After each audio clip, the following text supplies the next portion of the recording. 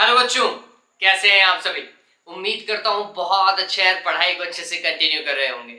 आज की video class में हम सीबीएसई जो सैंपल पेपर आया था उसका सेक्शन बी और सेक्शन सी को डिस्कस करेंगे। सेक्शन बी में आपको पता होगा 5 क्वेश्चन है, 2 मार्क्स के क्वेश्चन है।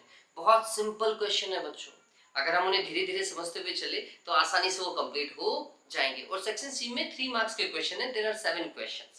ठीक है, सॉल्व कर लेंगे। सिंपल क्वेश्चन है तो 7 + 5 कितना हुआ, 12 हुआ। और उनमें और का भी कुछ पार्ट होगा, तो आज कुल मिलाकर के 15 और 16 क्वेश्चन अपन डिस्कस करने वाले हैं। ठीक है, चलिए काम करना शुरू करते हैं।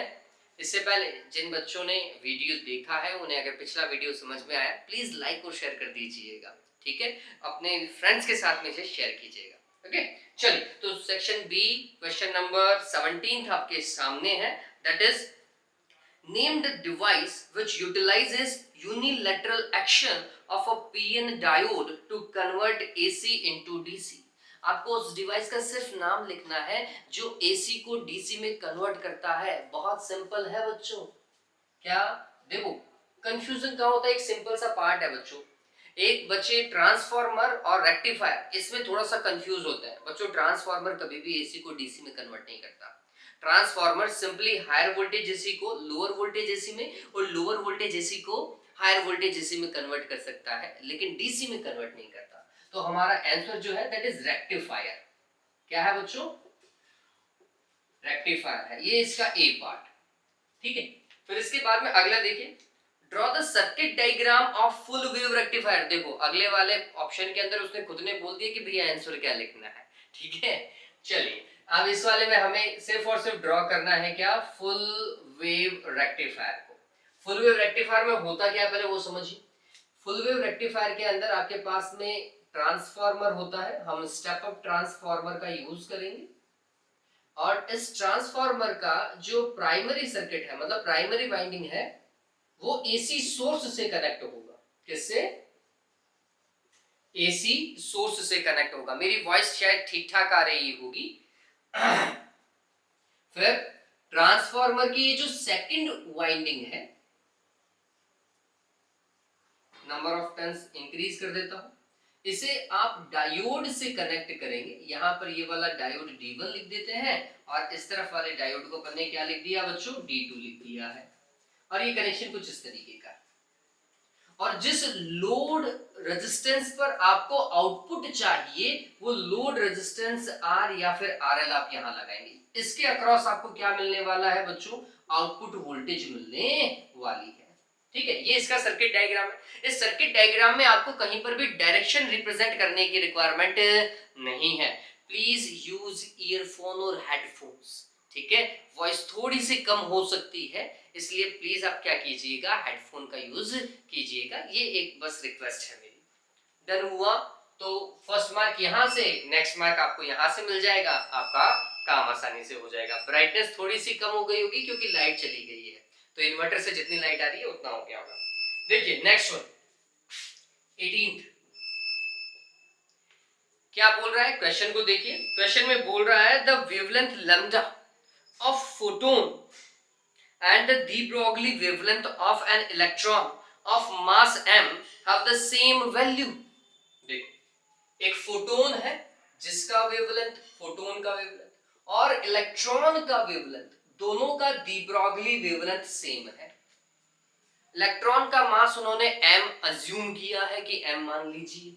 ठीक है, अब क्या बोल रहा है, show that the energy of photon is 2 lambda mc divided by h times of the kinetic energy of electron। energy of photon मतलब energy of photon को मैं ये लिख देता हूं and that should be 2 lambda mc divided by h times of kinetic energy of electron। ये आपको represent करना है, शो करना है, ऐसा उसने कहा है। ठीक है, क्वेश्चन बहुत सिंपल है बच्चों। देखिए सॉल्यूशन देखिए किस तरीके से करेंगे। पहले तो आप ये 2 प्रूव में है। ठीक है, ये 2 प्रूव है भैया। पहले तो आप ये समझिए एनर्जी ऑफ फोटोन क्या होता है। Energy of photon, energy of photon को E से रिप्रेजेंट किया है, फॉर्मूला होता है h न्यू, और न्यू को अगर मैं कन्वर्ट करूं तो hc डिवाइडेड बाय लैम्डा लिख सकते हैं बच्चों, लिख सकते हैं ना। फिर यहां से अगर मैं वेवलेंथ का, डी ब्रॉगली वेवलेंथ का टर्म निकालता हूं, that will be hc divided by E। इसमें तो कहीं कोई इशू होना ही नहीं चाहिए आपको, ठीक है। चलिए आगे समझते हैं। ये तो है de Broglie wavelength of photon, ये फोटोन है लैम्डा p, ठीक है। अब अगर मैं de Broglie wavelength of electron की बात करता हूं, जो बहुत सिंपल है बच्चों, de Broglie wavelength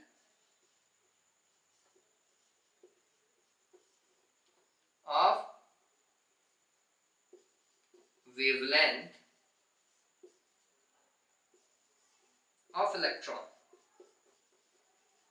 in terms of kinetic energy, in terms of kinetic energy हम लिख रहे हैं that will be h divided by under root 2m into kinetic energy of electron। ये कुछ इस तरीके से रिप्रेजेंट की जाती है। अब आप बच्चे ये सोचेंगे कि सर ये वाला पार्ट तो सिलेबस का टर्म रहा ही नहीं। हाँ बिल्कुल सही बात है, लेकिन मैंने आपको पहले ही वीडियो में कह दिया था, इस वाले वीडियो का लिंक मैं आपको डिस्क्रिप्शन में डाल दूंगा, जो अपने ऑब्जेक्टिव क्वेश्चन सॉल्व किए ना, डिस्क्रिप्शन में देखिएगा, वो वाला वीडियो आपको वहां से मिल जाएगा, उसका लिंक शेयर कर रहा हूँ, ठीक है। तो पहले ये समझ लीजिएगा, सीबीएसई कभी भी ये नहीं बोलती है कि हमने जितना सिलेबस दिया है उतना ही प्रिसाइज करके हम उसे में से देंगे, नहीं भैया। वो ये मान करके चलती है कि आपके 11th के बेसिक कॉन्सेप्ट भी उतने ही क्लियर होंगे। जब आप 12th की एग्जाम दे रहे हैं तो ये मान करके चलिए कि आपके 11th के कॉन्सेप्ट जो हैं वो आपके क्लियर होने चाहिए, इस हिसाब से उन्होंने पेपर बनाया, ठीक है। तो यहाँ पे h डिवाइडेड बाय p आएगा, मोमेंटम। अब momentum in terms of kinetic energy का फॉर्मूला आपको पता होना चाहिए, ये सीबीएसई बोल रही है, ठीक है। ये momentum in terms of kinetic energy का फॉर्मूला क्या होता है, what is the relation between momentum and kinetic energy, ये आपको पता होना चाहिए। उस कांसेप्ट का यूटिलाइज करवाया है, ये नहीं बोला है कि किताब का ये पार्ट हटाए ना, उन्होंने ये बोला है कि 11th का कांसेप्ट है भैया, हमने कुछ एक्स्ट्रा नहीं दिया आपको, ठीक है। तो मैं ये बोल रहा हूं कि जो पुराना वाला सिलेबस था, अगर कोई पॉइंट उससे रिलेटेड भी है तो आप उसको पूरा कवर कीजिएगा, अगर वो सिंपल है तो, ठीक है। चलिए, तो ये लैम्डा आपको पता चला कि ये होता है, और मेरे को काइनेटिक एनर्जी चाहिए, रूट में नहीं चाहिए। इसका मतलब मैं इसका स्क्वायर कर देता हूं, तो अगर मैं इसका स्क्वायर कर देता हूं, it will be lambda square. Lambda square is equals to h square divided by 2m into kinetic energy. बताओ ऐसा लिख सकते हैं? अब थोड़ा सा ये समझिएगा भैया, इस लैम्डा को मैं लैम्डा इनटू लैम्डा लिख सकता हूं, नहीं लिख सकता हूं? मतलब ये लैम्डा स्क्वायर है ना बच्चों, लैम्डा स्क्वायर को लैम्डा इनटू लैम्डा लिख सकते हैं ना, इससे तो कहीं कोई दिक्कत होनी नहीं चाहिए। इसका स्क्वायर किया, ये वाली टर्म आई, लैम्डा इनटू लैम्डा दिखा रहे हैं, यहां से एक लैम्डा का वैल्यू हम ये वाला पुट कर देंगे, ये दिखाई दे रहा, मेरे को एनर्जी ऑफ फोटोन भी तो चाहिए, तो ये पुट कर देंगे। तो देखिएगा ये लैम्डा एज इट इज, यहां पर इस लैम्डा की वैल्यू में ये पुट कर रहा हूं, hc divided by e is equals to h square divided by 2m into kinetic energy। h से h कैंसिल हो गया, क्रॉस मल्टीप्लाई करवा दीजिएगा, तो ये होगा 2m काइनेटिक एनर्जी लैम्डा और co, ठीक है।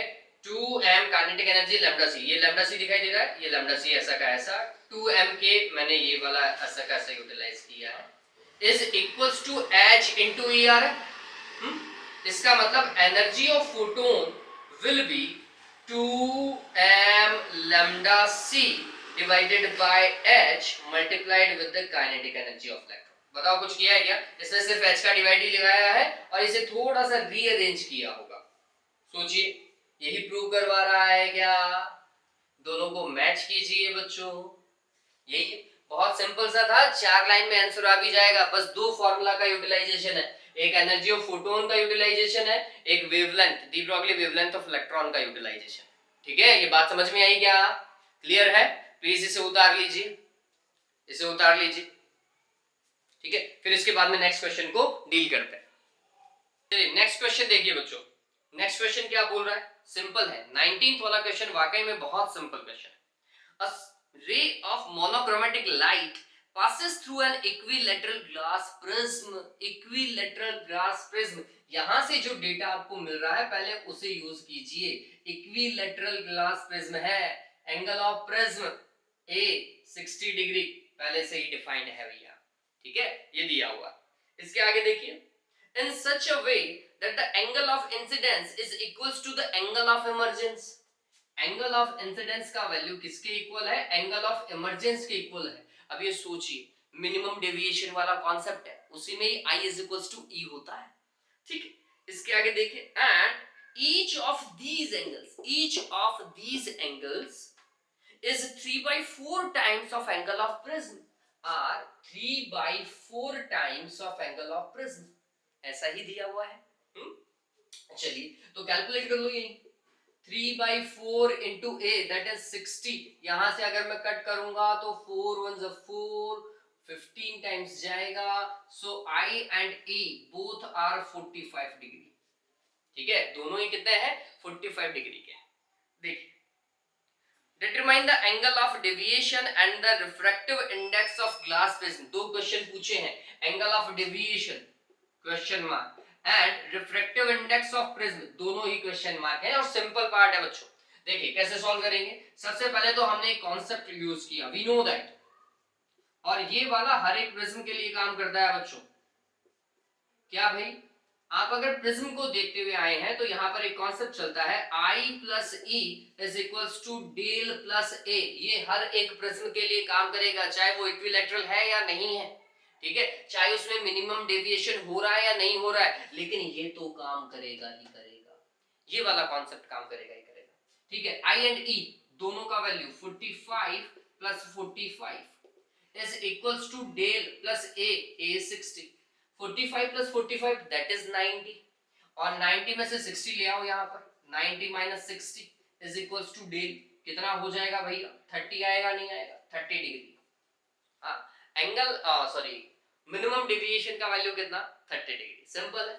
चलिए, रिफ्रैक्टिव इंडेक्स ऑफ प्रिज्म. अब ये वाला फार्मूला मिनिमम डेविएशन के फॉर्मेट में.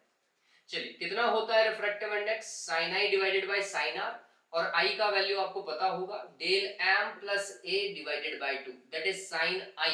ये I का वैल्यू है, divided by sin R. R का वैल्यू है a बाय 2. ये वाला फार्मूला वैसे आपको याद भी होगा, प्रिज्म के लिए सबसे इंपॉर्टेंट फार्मूलाज में से एक है. चलिए वैल्यू पुट कीजिए sir. sin del m plus a that is del m. a del m की वैल्यू 30, a की वैल्यू 60. 30 प्लस 60 डिवाइड बाय 2, 90/2 लिखा हुआ है कुल मिलाकर. और साइन मेरे हिसाब से ये 60/2 हो जाएगा. चलिए देखो कितना होगा. साइन 45 डिवाइडेड बाय साइन 30, यही आ रहा है. Sign 45 1/√2, sign 30 1/2. 2 न्यूमरेटर में, √2 का डिवाइड, सॉल्व करोगे तो √2 आएगा, नहीं आएगा? दैट इज रिफ्रैक्टिव इंडेक्स बच्चों. कितना? √2 1.414. और रिफ्रैक्टिव इंडेक्स की कोई यूनिट नहीं होती, इस बात को ध्यान में रखिएगा. ठीक है, रिफ्रैक्टिव इंडेक्स की कोई यूनिट नहीं होती, इस चीज को दिमाग में रखेंगे. क्लियर हुआ ये? That is 19th one. Next देखिए 20 वाला. A heating element using nichrome connected to a 230 volt supply draws a initial current of 3.2 ampere which settles after a few seconds to a steady value of 2.8 ampere. देखो, एक heating element है, 230 volt के ऊपर काम कर रहा है. शुरुआत में उससे जो करंट मिल रही थी दैट इज 3.2. ठीक है, इनिशियल करंट 3.2. फाइनली जब वो सेटल डाउन होती है तो वो 2.8 एम्पियर पे आ जाता है. ठीक है, तो यहां से आपको दो रेजिस्टेंसेस का वैल्यू दिया हुआ है बच्चों. यहां से आपको दो रेजिस्टेंसेस का वैल्यू दिया हुआ है. रेजिस्टेंस R1 के लिए आप लिखेंगे V डिवाइडेड बाय I1. देखिए 20 वाला क्वेश्चन, R1 के लिए आप लिखेंगे V divided by current I1. V is 230, I1 की value 3.2 and that is in ohm. और second resistance V divided by I2. Voltage change नहीं कर रहा है बच्चों, वोल्टेज में कहीं कोई चेंजेस नहीं है. I2 की वैल्यू 2.8 है. ठीक है, कुछ इस तरीके से आपको डेटा दिया हुआ है. R1 और R2 या फिर RT1 और RT2 दिया हुआ है. ठीक है. What is the study temperature of heating element? Study temperature मतलब I2 करंट वाला. ठीक है, इसका मतलब है टेम्परेचर T2 की वैल्यू बोल रहा है. What is the study temperature, study current पे स्टडी टेम्परेचर, T2 का value question mark. Okay, if the room temperature is 27 degree centigrade, it means ये जो टेम्परेचर दिया हुआ है ये आपका इनिशियल टेम्परेचर होगा, T1 ही होगा, और कोई ऑप्शन है ही नहीं।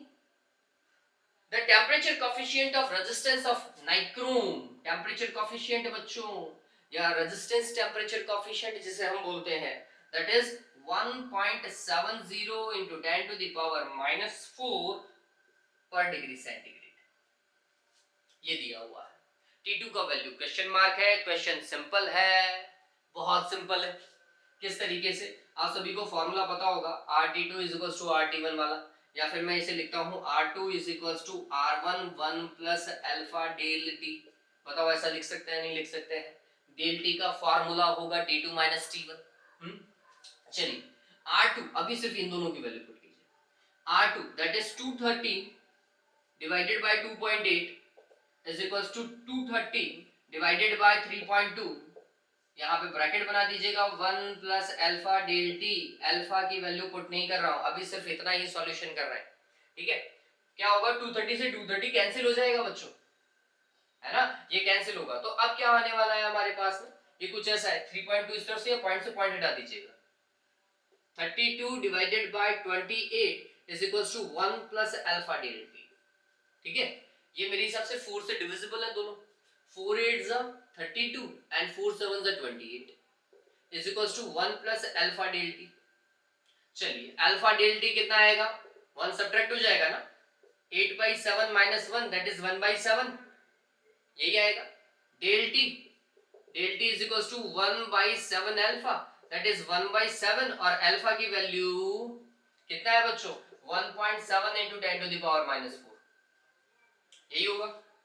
Del T that is T2 minus T1, हाँ, और इसको आप सॉल्व कर सकते हैं मेरे हिसाब से, multiplied 1.7 into 10 to the power minus 4, और यहाँ से T2 को कैलकुलेट कर लीजिएगा, मैं कैलकुलेशन नहीं कर रहा हूँ, आप जरूर कर लीजिएगा। T2 का वैल्यू क्या आएगा, T2 देखिए, T2 विल बी, T1 इस तरफ जाकर के ऐड अप हो जाएगा, ये T1 इस तरफ जाएगा, अगर मैं यहाँ से T1 को हटाता हूँ तो इस तरफ T1 प्लस का जाएगा, एंड T1 का वैल्यू 27 डिग्री सेंटीग्रेड है बच्चों, ये वाली वैल्यू को ऊपर ले जाओगे तो मेरे हिसाब से 10 to the power 4 होगा, दैट इज 10,000, और यहाँ पर 7 into 1.7 plus 27, ठीक है। प्लीज इसको सॉल्व कर लीजिएगा, टोटल वैल्यू का जो आंसर आएगा वो डिग्री सेंटीग्रेड में आएगा, ठीक है। तो ये कैलकुलेशन वाला पार्ट सिर्फ आपके ऊपर छोड़ रहा हूँ, और पूरा का पूरा सॉल्यूशन मैंने करके दिया है, प्लीज एक बार के लिए चेकआउट कर लीजिएगा, इस चीज को तरीके से देख लीजिए।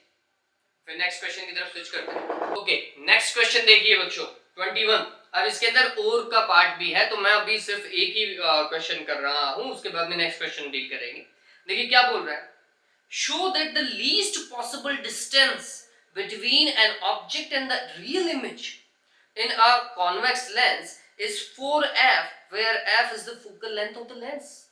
क्या बोल रहा है, अगर किसी कॉन्वेक्स लेंस से रियल इमेज बन रही है तो उस रियल इमेज की लोकेशन और ऑब्जेक्ट की लोकेशन, है ना, ये अगर रियल इमेज मान लेता हूं, ये ऑब्जेक्ट मान लेता हूं, तो इन दोनों के मिड का जो डिस्टेंस है दैट इज मिनिमम से मिनिमम जो पॉसिबल है दैट इज 4f, या तो 4f होगा या 4f से ज्यादा होगा, 4f से कम नहीं हो सकता, it should not be lesser than 4f, it must be greater then 4f और इक्वल टू 4f, ये बोल रहा है। चलिए ये हमें प्रूव करना है, आसानी से कर भी सकते हैं बच्चों।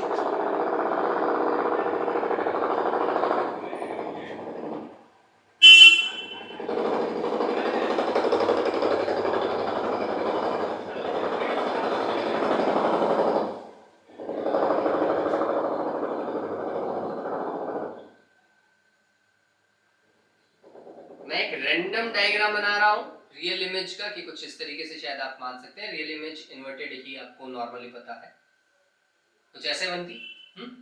चलिए तो ये ऑब्जेक्ट है और ये इसकी इमेज है, ठीक है, इस तरफ इमेज बन रही है, और इन दोनों के मिड का ये जो डिस्टेंस है, the distance should be more than equal to 4f, ये हमें प्रूफ करना है, ठीक है। मैं मान लेता हूं कि ये वाला डिस्टेंस d मान लेते हैं, इसको क्या मान लेते हैं, डी मान लेते हैं। और इस डी में से ये वाला जो पार्ट है इसे अपन ने x मान लिया, और ये वाला पार्ट हो जाएगा d माइनस एक्स। ठीक है, तो ये ऑब्जेक्ट का डिस्टेंस u का वैल्यू इतना और v का वैल्यू इतना है, और u प्लस v तो आपको पता ही कि इतना आ रहा है। चलिए काम करना चालू करते हैं।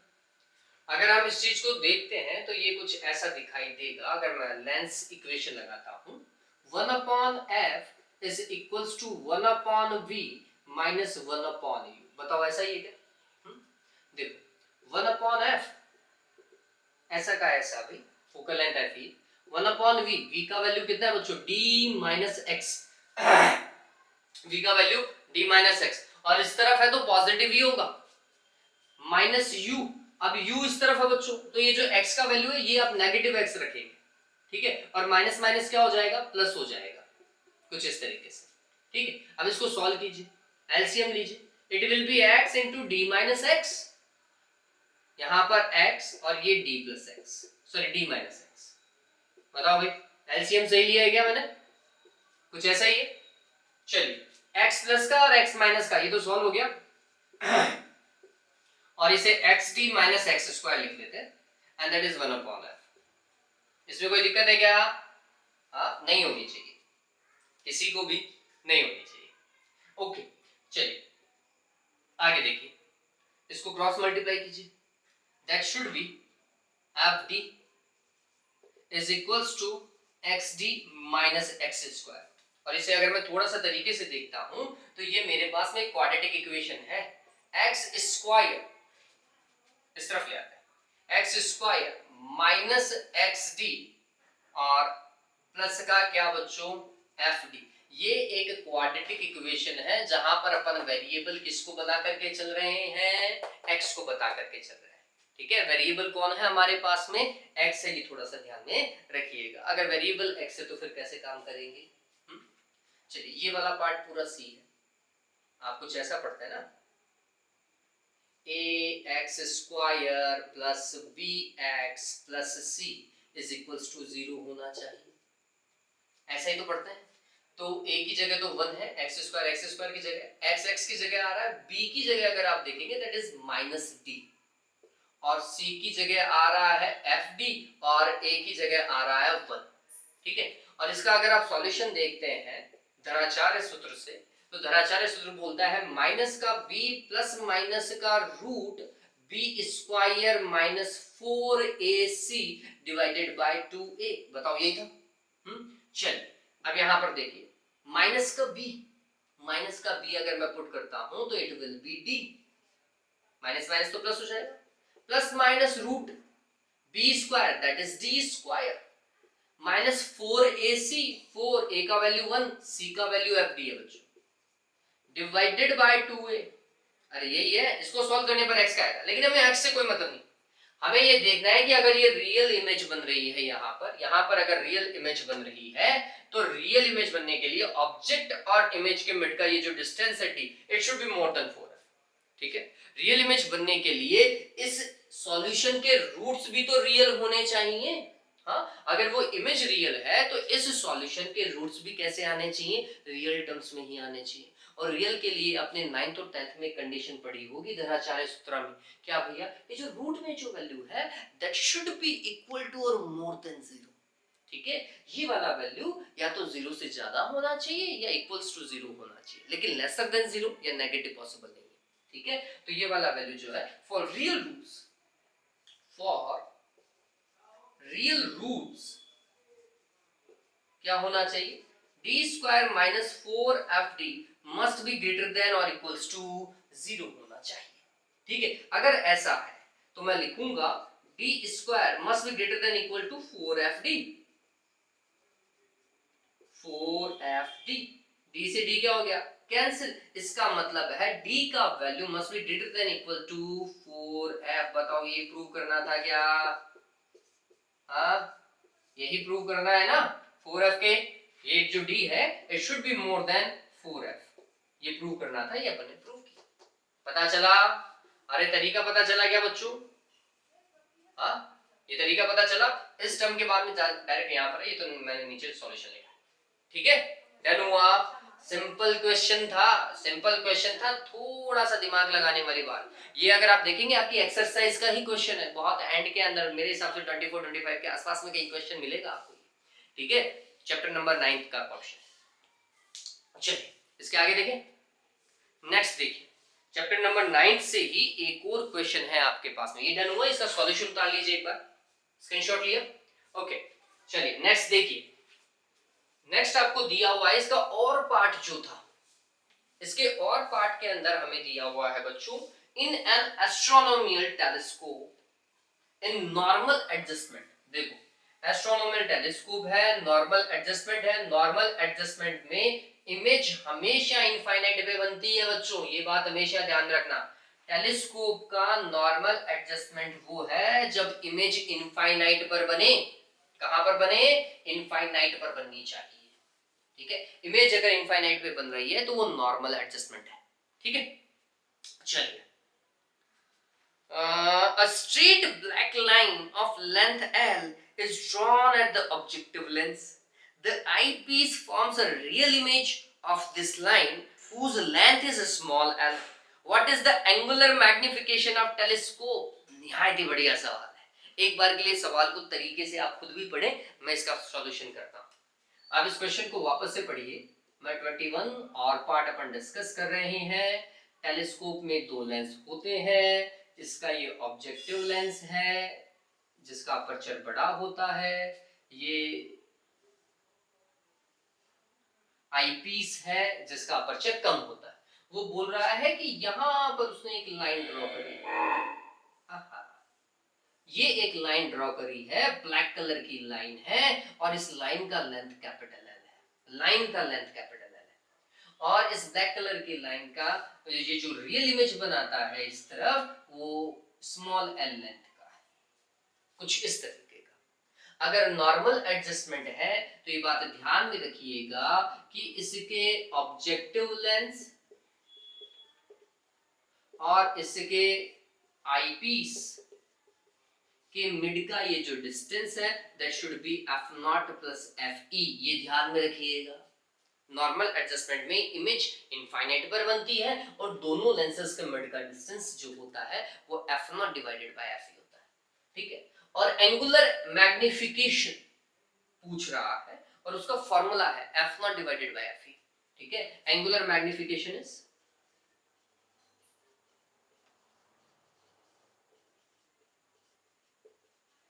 angular magnification is f0 divided by f, ठीक है।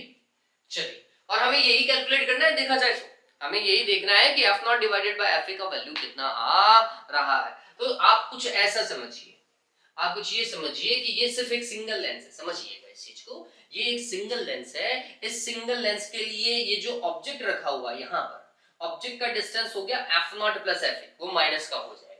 और उससे ये जो इमेज का डिस्टेंस है दैट विल बी, कुछ भी मान लेते हैं यार, v मान लेते हैं, ठीक है, वो सॉल्व कर लेंगे, ठीक। इसका फोकल लेंथ fe होता है और इसका फोकल लेंथ f0 होता है, लेकिन अभी सिर्फ इस आईपीस के लिए काम कर रहे हैं, we are working for eyepiece only, ठीक है, क्योंकि इमेज तो यही बना रहा है एल लेंथ की।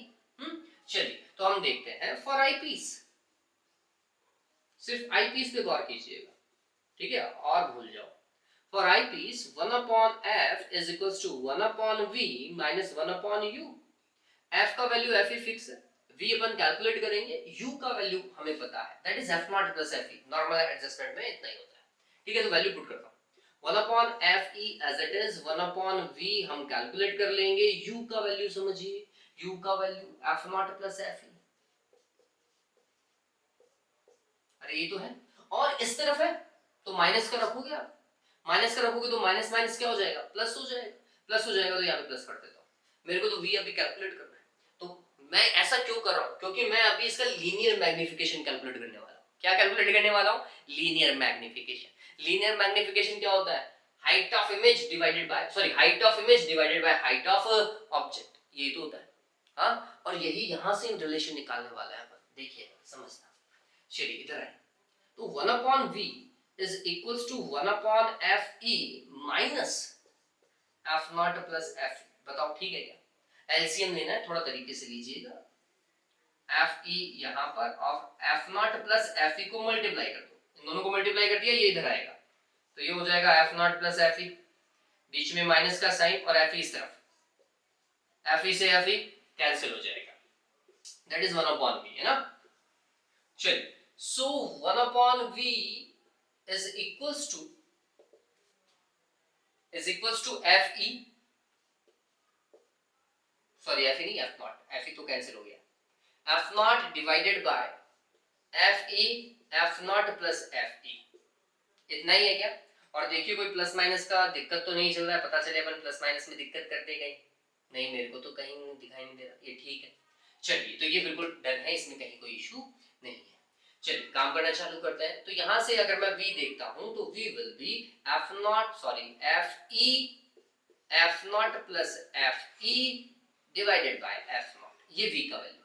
अगर मैं मैग्निफिकेशन, लीनियर मैग्निफिकेशन की बात करता हूं, ये एंगुलर मैग्निफिकेशन है, मैं लीनियर मैग्निफिकेशन की बात करता हूं, वो भी सिर्फ आईपीस की, सिर्फ आईपीस की, ठीक है। तो वो क्या होगा, तो हमने बोला height of image divided by height of object, एक तो ये, दूसरा होता है माइनस का v डिवाइडेड बाय u, अरे यही तो होता है, माइनस का v डिवाइडेड बाय u। चलो ये तो ऐसा का ऐसा l divided by capital L, समझिएगा, माइनस ऐसा का ऐसा v का value that is F E divided by F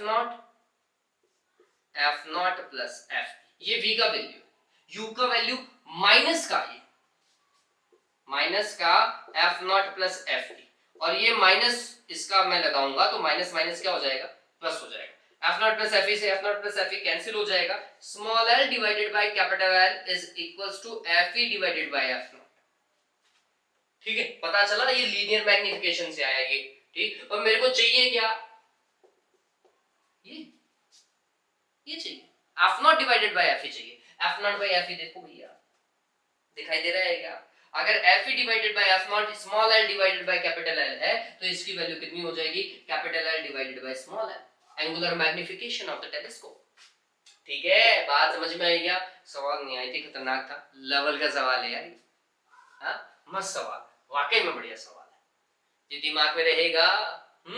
क्या काम किया अपन ने, बोला भैया ऑब्जेक्ट मान लो इसको, हाँ ऑब्जेक्ट यहाँ पर है, इमेज यहाँ पर है, ऑब्जेक्ट की हाइट उसने कैपिटल एल दे रखी है, इमेज की हाइट उसने स्मॉल एल दे रखी है, इस वाले लेंस के लिए सॉल्यूशन करना चालू किया अपन ने, ठीक है। ये बात तो डन हुआ, ये यहाँ पर सेक्शन भी कंप्लीट हो चुका है देवताओं, ठीक है। चलिए एक बार के लिए इसको उतारें।